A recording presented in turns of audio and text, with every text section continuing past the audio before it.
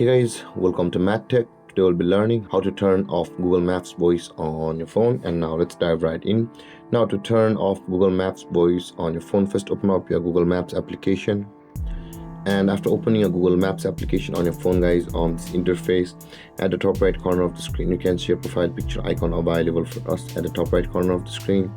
Tap on your profile picture icon at the top right corner of the screen, and this kind of interface will appear. And on this interface at the bottom of the screen, you can see there is the settings option available for us just below your data in maps. Tap on settings, and on this interface, guys, you will be required to scroll down to the bottom of the screen where you can see the navigation settings. Now tap on navigation settings, and over here, guys, you can see at the top of the screen there is the sound and voice settings where it says muted state and the guidance follow.